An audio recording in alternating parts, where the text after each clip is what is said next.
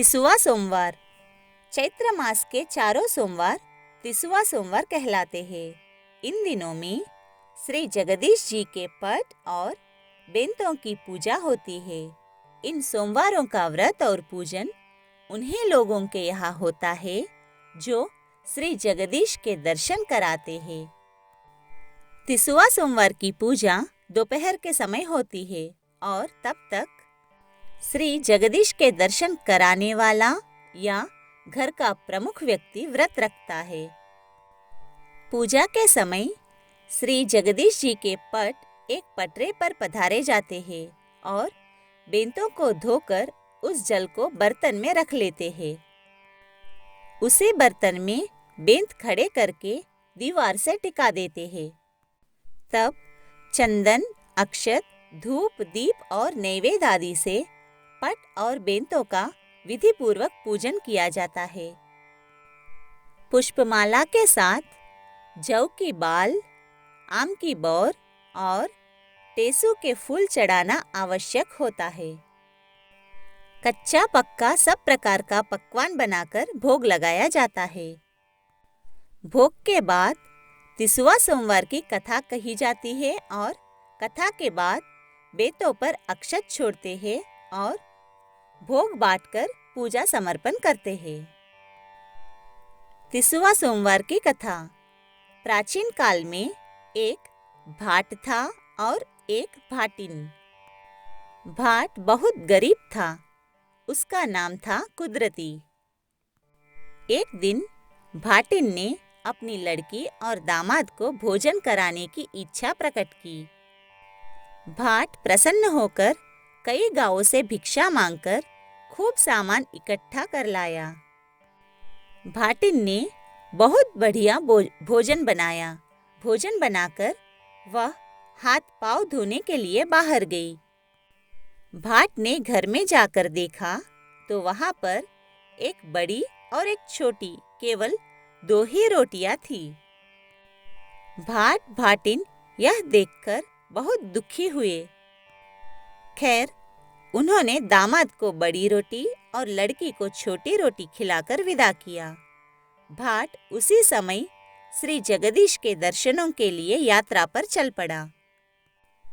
भाट ने मार्ग में जाते हुए देखा कि बहुत से आदमी वृक्षों के पत्ते तोड़ तोड़कर दोने पत्तल बना रहे हैं। लोगों से पूछने पर उसे मालूम हुआ कि राजा के महल में श्री जगदीश जी का भंडारा है। वह भाट भी उनके साथ काम करने लगा और सायंकाल उन्हीं लोगों के साथ राजमहल में चला गया। पत्तल वाले पतले देकर भोजन करने बैठ गए। भाट भी एक जगह बैठ गया। उसने एक पत्तल में भोजन किया और दूसरी पत्तल बांधकर एक मटकी में रख ली।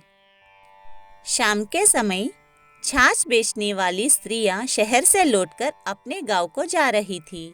उन्हीं में उस भाट के गांव की भी कुछ स्त्रियां थी। उसने उनमें से एक महिला को वह मटकी दे दी। छाछ बेचने वाली भाट की मटकी लेकर थोड़ी ही दूर चली होगी कि उसके सिर का बोझ भारी होने लगा। उसने सिर से मटकी उतारकर भाट की सौगात देखने की इच्छा से मटकी में जो हाथ डाला तो वह उसी में फंसकर रह गया। बहुत प्रयत्न करने के बाद भी हाथ न निकला तो उसने श्री जगदीश जी का स्मरण किया और कहा, भाट की सौगात भाट के यहाँ जाए, हमारा हाथ छूट जाए। इतना कहते ही हाथ मटकी से बाहर निकल गया। घर पहुंचकर उस स्त्री ने अपनी सास से कहा कि इस मटकी को देखना नहीं। भाटिन को बुलाकर उसे ये मटकी सौंप देना। पर सास न मानी। उसने मटकी खोलकर देखी तो उसमें हीरे पन्ने भरे हुए थे। उसने मटकी को अपने घर में रखकर भाटिन को एक मटकी में गेहूं भरकर देने का विचार किया। लेकिन जब उसने गेहूं निकालने के लिए कच्ची कोठार का छेद खोला तो उसमें से कीड़े निकलने लगे। यह देखकर सास घबरा गई और बोली, भाट की सौगात भाट के यहाँ जाए, हमारे गेहूं के गेहूं हो जाए। इतना कहते ही कोठार के गेहूं ज्यों के त्यों हो गए। सास ने भाटिन को बुलाया और उसे बंद की बंद मटकी सौंप दी। भाटिन ने मटकी को घर पर ले जाकर खोला तो उसमें उसने बहुमूल्य हीरो पन्नों से भरपूर पाया। उसमें से एक भाग का उसने पुण्य कार्यों के लिए संकल्प कर लिया और शेष से अपने खाने पीने का काम चलाने लगी। उधर भाट श्री जगदीश जी की यात्रा के लिए चला जा रहा था कि उसे रास्ते में एक साधु मिला। साधु ने उससे कहा कि अगर सचमुच ही तुझे जगदीश जी की लगन लगी है तो तू हमारी धुनी में धंस जा, तो तू तुरंत ही जगदीश के पास पहुंच जाएगा। भाट धुनी में धंसने लगा तो साधु ने उसे मना करके एक अंधेरे कुएं में गिरने का आदेश दिया। भाट उसमें भी कूदने को तैयार हो गया। यह देख साधु ने उसे भड़भुंजे के भाड़ में सिर देने के लिए कहा। भाट इसके लिए भी तैयार हो गया। तब उसे सब परीक्षाओं में उत्तीर्ण पाकर साधु संतुष्ट हो गया। रात्रि के समय साधु ने उसे एक एक चुटकी दाल चावल और आटा देकर भोजन पकाने के लिए कहा। उसने एक हांडी में दाल चावल के दाने डाल दिए और आटा गूंथकर रख दिया।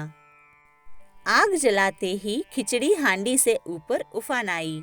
भाट ने उफान में आया हुआ पानी पी लिया और उसी से संतुष्ट हो गया। कुछ ही देर में रसोई भी तैयार हो गई। उसने साधु से भोजन करने के लिए कहा। रसोई जूठी हो चुकी थी अतः साधु ने भोजन नहीं किया। भाट ने यात्रियों को खूब भोजन कराया, फिर भी भंडार में बहुत सा भोजन बच गया। तब भाट ने साधु से कहा, अब मैं समझ गया, आप ही स्वामी जी हो, क्योंकि ऐसी सिद्धि किसी और में नहीं है। मैं अल्पज्ञ हूँ और आप सर्वज्ञ हैं। मैं आपकी परीक्षा लेने योग्य नहीं हूँ। जिस प्रकार आपने कृपा करके मार्ग में मुझे दर्शन दिए हैं, वैसे ही पुरी में भी दर्शन दीजिए। साधु ने कहा, जहाँ हम हैं वही पुरी भी है। भ्रम में न पड़कर जो तेरी इच्छा हो सो मांग ले। भाट बोला, महाराज मैं बहुत ही गरीब हूँ, मुझे भरपेट भोजन भी नहीं मिलता, कृपया मेरी दरिद्रता दूर कीजिए। साधु ने कहा, पुरी के पास ही बेंत की झाड़ी का वन है, तो उसमें से 5 बेंत तोड़ ला। भाट झाड़ी में जाकर जैसे ही अच्छे अच्छे बेंत तोड़ने लगा, वैसे ही उसकी मुश्कें बंध गई। यह देखकर साधु ने कहा, तू बड़ा लालची है, तुझे असंतोष तो है ही, साथ ही तृष्णा भी, इसी कारण तेरी ऐसी दशा हो रही है। तू इन बेंतों को छोड़ने का संकल्प करके केवल 5 बेंत लेकर चला आ। भाट ने वैसा ही किया। वह 5 बेंत लेकर साधु के पास लौट आया। साधु ने उसे पीतल की एक बटलोई देकर कहा, चैत्र मास के हर सोमवार को इन बेंतों की पूजा किया करना और चौथे सोमवार को हमारे नाम पर भंडारा दिया करो। ऐसा करने से तुझे इस बटलोई से 56 प्रकार के भोजन मिलेंगे। बटलोई लेकर भाट प्रसन्न होता हुआ अपने घर लौट आया। रास्ते में जब वह एक जगह पानी पीने लगा तो उसके चुल्लू में पानी के साथ एक टेसू का फूल भी आ गया।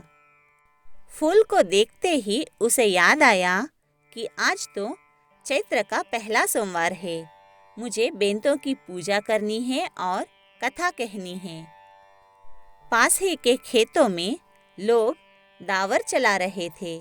उसने उनसे प्रार्थना की कि आप लोग मेरी कथा सुन ले तो मैं इसी स्थान पर पूजन कर लूं।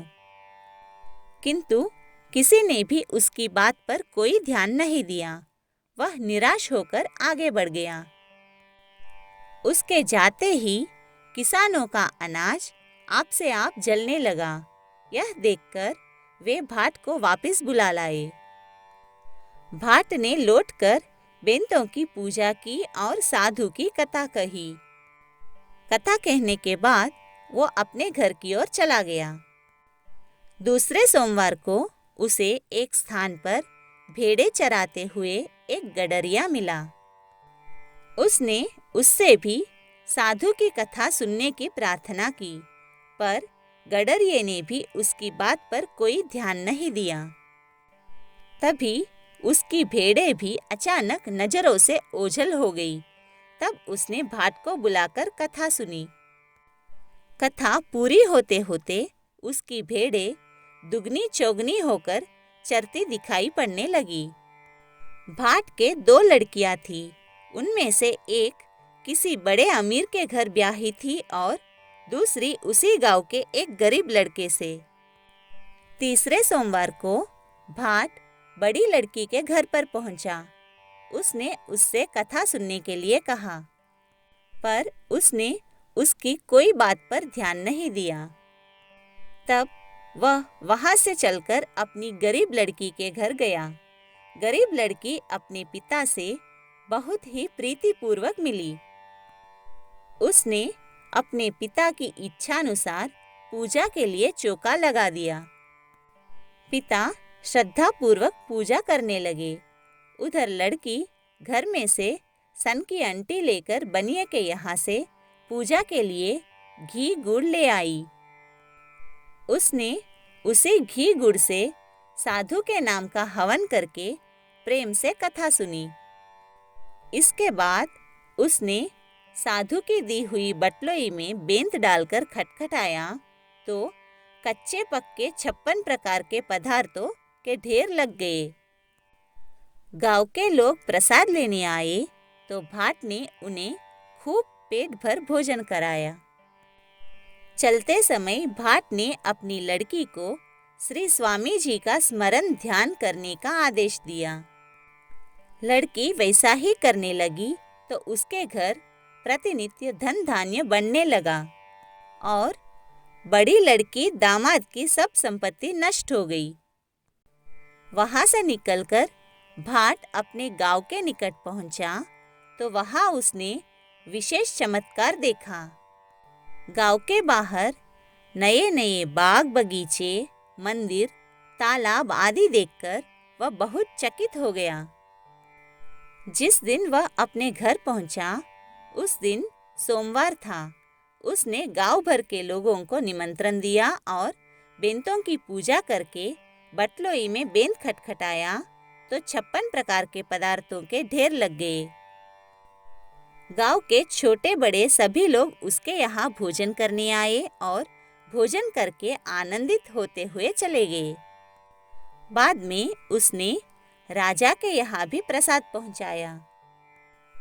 राजा को तो अपने नाई से पहले ही भाट की बटलोई की करामत का हाल मालूम हो चुका था।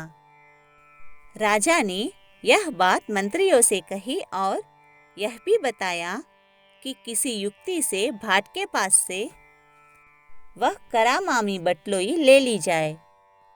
मंत्रियों ने सलाह दी कि राजकुमार को भाट के घर भेजना चाहिए। वह हट करके उससे बटलोई ले लेगा। यदि वह राजकुमार को बटलोई न दे तो बलपूर्वक उससे बटलोई छीन ली जाएगी। दूसरे दिन कुछ सेवकों के साथ राजकुमार भाट के घर आया। जब उसने भाट से बटलोई मांगी तो उसने प्रसन्नतापूर्वक बटलोई राजकुमार को दे दी। बटलोई पाकर राजा भी हर्ष से फूला ना समाया और उसने तमाम नगर को भोजन के लिए न्योता दिया। किंतु जब बटलोई में बेंत डालकर खटखटाया तो उसमें से कुछ भी ना निकला। भोजन के लिए आए हुए लोग भूखे बैठे थे, भंडार में भी अनाज नहीं था। राजा ने क्रोधित होकर भाट को पकड़ने के लिए सिपाही भेजे, पर वह तो पहले ही रफू चक्कर हो चुका था। कुदरती भाट घबराया हुआ श्री स्वामी जी की ओर भागता चला जा रहा था। भाट जब जगदीशपुरी के निकट पहुंचा तो श्री स्वामी जी ने उसे पुनः साक्षात दर्शन दिए। उसने स्वामी जी को साष्टांग प्रणाम कर बटलोई की घटना उन्हें सुना दी और अपने बड़े दामाद का समाचार भी बता दिया। स्वामी जी ने कहा कि घर लौटकर राजा रानी से अपनी बटलोई ले लो और अपने दामाद को कहानी सुना दो।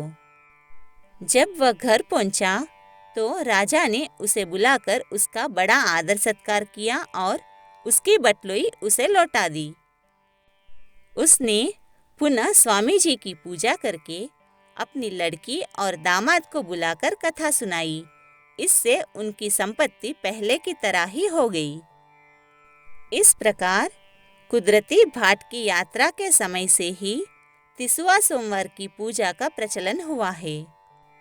टेसु के फूलों से सर्वप्रथम पूजन भी तभी से आरंभ हुआ, इसीलिए यह तिसुआ सोमवार कहलाता है।